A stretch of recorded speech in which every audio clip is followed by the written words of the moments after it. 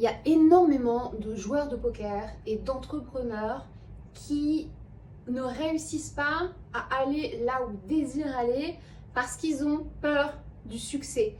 Il y a un vrai paradoxe entre, surtout pour les joueurs de tournois, vouloir gagner un trophée, mais un trophée renommé, un EPT, un WPT, un WSOP, qui ont vraiment ce rêve, cet objectif, ce désir puissant, mais le pourquoi il n'a pas été creusé, le pourquoi il n'est pas en résonance avec les valeurs de la personne, ou le pourquoi il n'est pas réellement profondément assumé.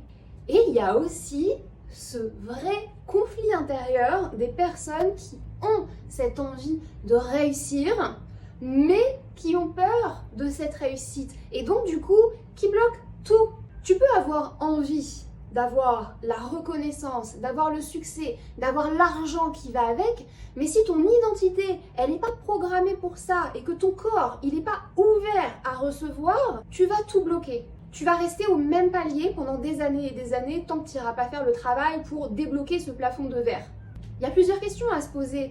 Qu'est-ce que je suis prêt à tolérer? Souvent, les joueurs, les entrepreneurs vont avoir peur de la réussite et il peut y avoir plusieurs raisons à ça. Il peut y avoir peur de la jalousie que ça peut amener via la reconnaissance, la visibilité, etc.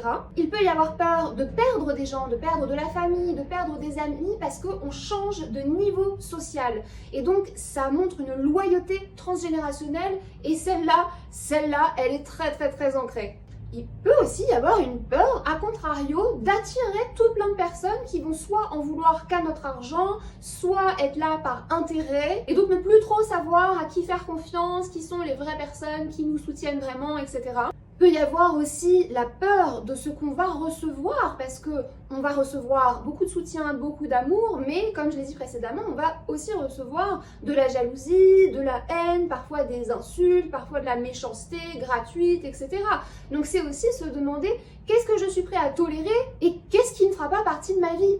En fait, c'est venir programmer cette nouvelle identité d'être champion du monde. Venir programmer cette nouvelle identité d'être un entrepreneur avec un business florissant, constant, régulier. À quoi va ressembler ma vie quand je vais arriver à ce moment-là? Mais surtout, quel est le chemin? Parce que la création de cette nouvelle identité, elle passe par le chemin avant d'avoir le résultat. Le résultat, c'est que le point B.